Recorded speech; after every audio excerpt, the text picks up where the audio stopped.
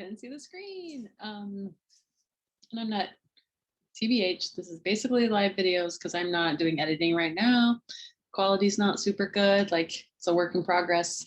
I'm not going to let perfectionism stop me from making videos and getting them out there. I'm just gonna go with it and learn as I go.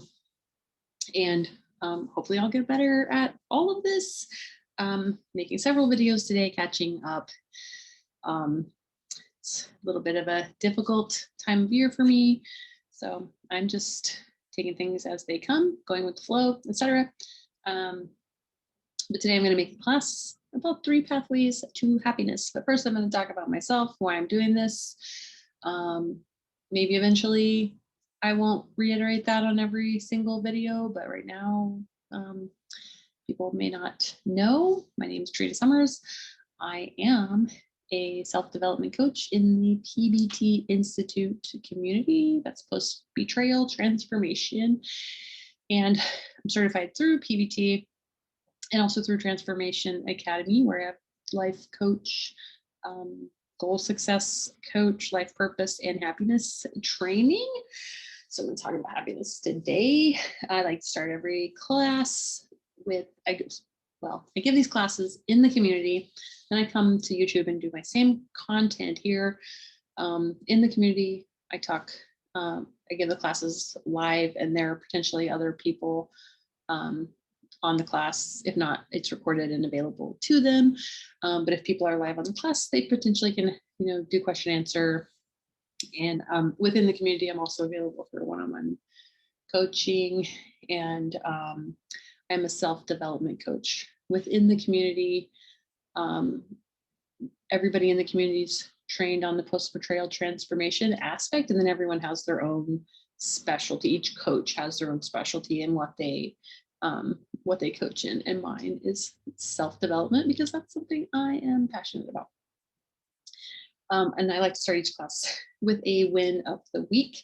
This was a class I gave a week ago, Monday. So it's the last one I have in my backlog to catch up on YouTube videos. But my win of the week for last week was that I went to a meetup of actual real life people that have been vaccinated, and we met outside, so it was still, considered safer for social distancing type things. But we actually met up in person, and it was a lot of fun, and it was kind of support that I really needed, and was grateful to see those people. So I felt like that was a big win, connecting with people real life in person.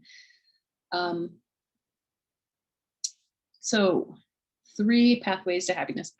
So I have to schedule my classes for like an entire calendar month, like a couple weeks into the month before that. And after I had decided to give this class, I actually came upon a LinkedIn webinar that was talking about happiness that had some additional information that I was able to work into my class. So that was super cool. And there are 3 pathways to happiness, and I'll talk about each one. Then I might kind of, summarize some stuff. I have my notes that I use for my class. I don't know how other people do YouTube stuff, if they use it on their computer or like what, but I like to kind of be able to talk to the computer. I can just make an outline. I don't make a script or anything. But this is how I'm doing it. If you're a pro YouTuber and want to give me tips, hit me up. But 3 pathways to happiness. So each of them I have like a this or that, like 2 different names for them.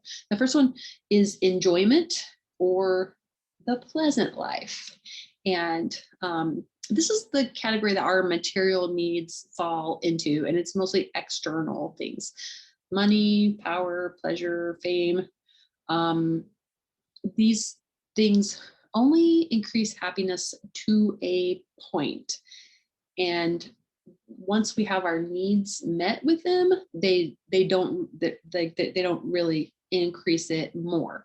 And this classification of happiness things, like this enjoyment piece, this pleasant life piece, is one that we kind of have to be careful with, because if we overdo it, it can become hedonistic, and some of these things can lead to this is where like things that lead to addiction typically kind of fall into, like, because we're getting pleasure out of that. We're getting enjoyment out of that. And it doesn't go any deeper than that. So it's not fulfilling those other needs. But they can be things that we feel like if we got more of that, that we would be more happy. And that's not necessarily true. And I'll talk a little bit more, especially when it comes to like money. I'll talk some more about that later.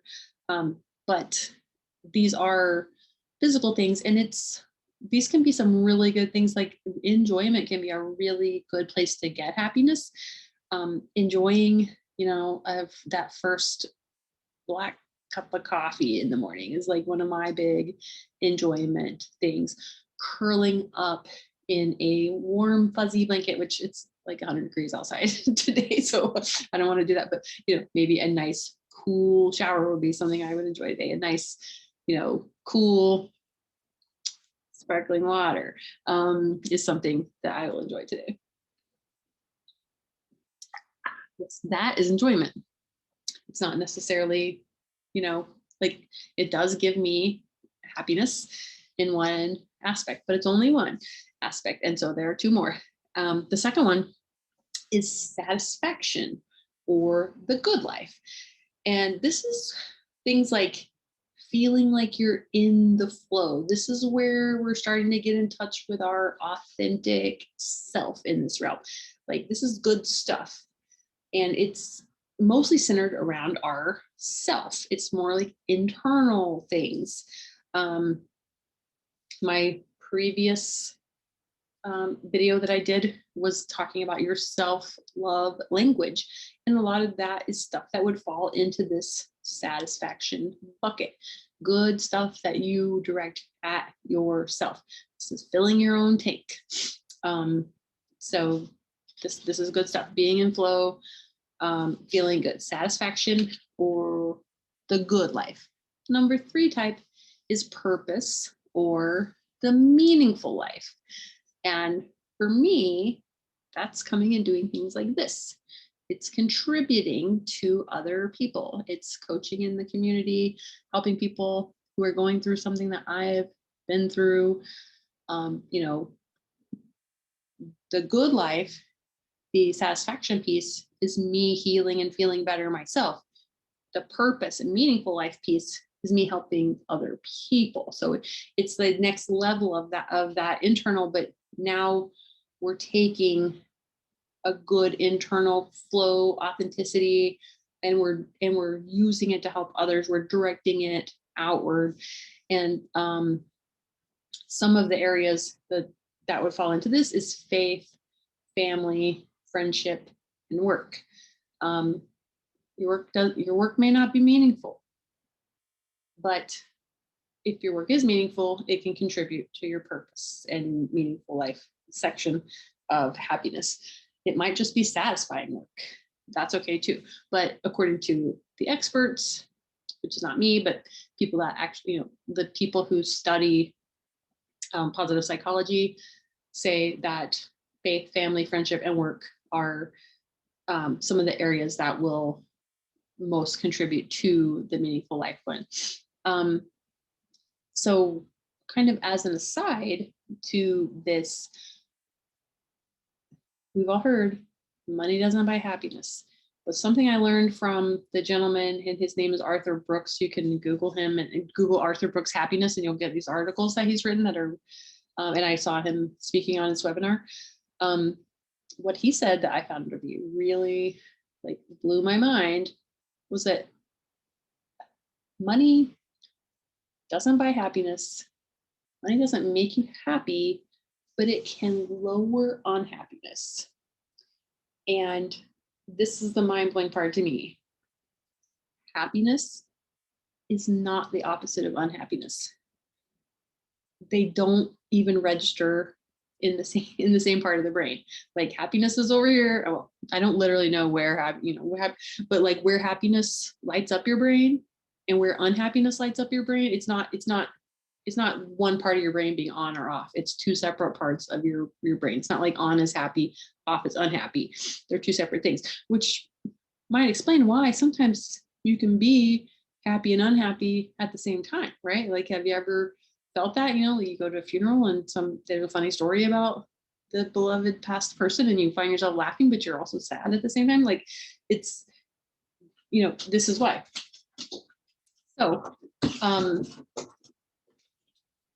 well, the cat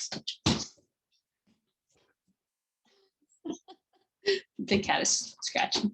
It's not going to be done. Now, okay, I've made a lot of videos and that's the first time I had to go run off a cat, and he may just come back and do it again. But this was my shortest class to get so far too, so I don't have a whole lot more to say about this, but that was mind-blowing to me to find out that happiness and unhappiness are not just two sides of the same coin. They're completely different coins.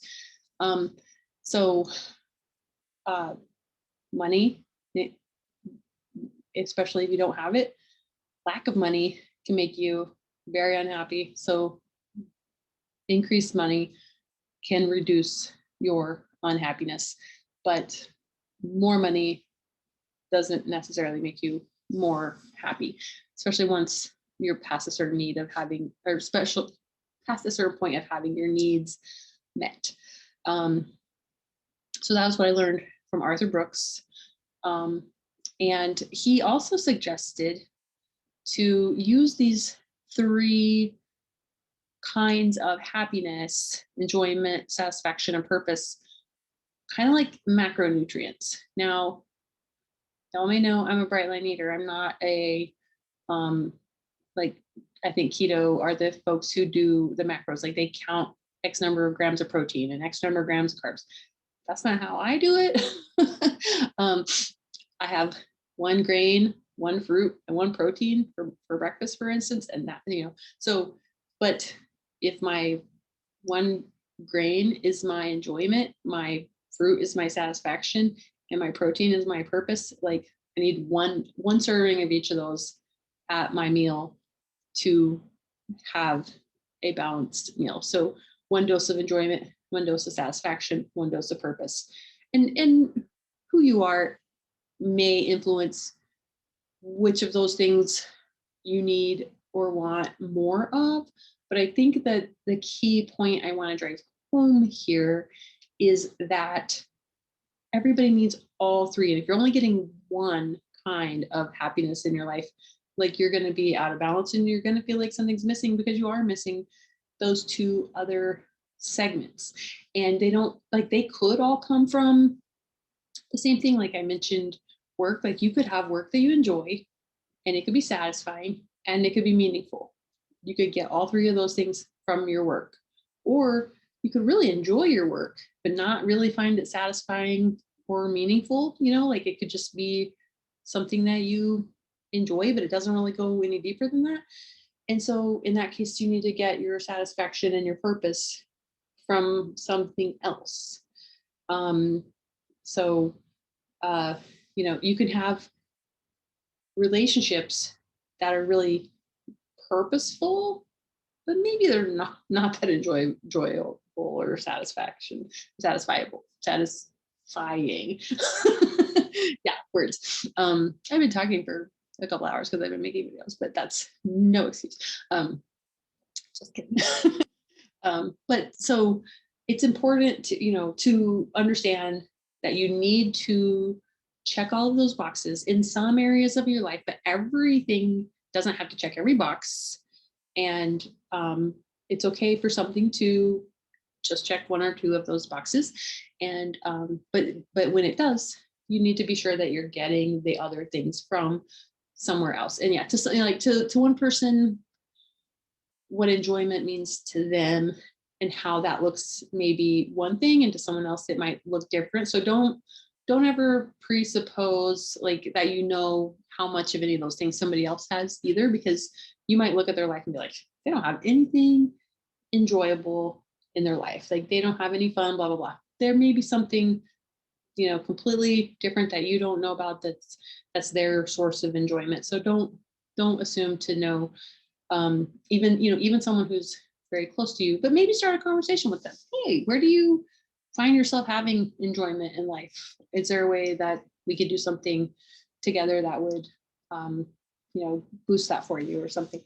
Or find out which area they think is lacking. Like that could be a good way to have purpose, build relationships with friendships, family, by helping, other people find things that they enjoy or that are satisfying to them. But brief recap: enjoyment, satisfaction, purpose. Those are the three pathways to happiness, the three different kinds of happiness that show up in life. And I would suggest a balanced diet of those three. A little bit of some each day. Because it's not going to be like some things I suggest, like make Monday the day for this and Tuesday the day for that. Like, don't try to divide up your your happiness like that. Try to get a little bit from each of those buckets, or a lot from each of those buckets each day. But so think about your happiness in that context, and you might see, if you feel unhappy, why, if you feel like you're particularly lacking in any of those areas. So feel free to leave me a comment, know what you think. Let me know if you think I'm full of crap.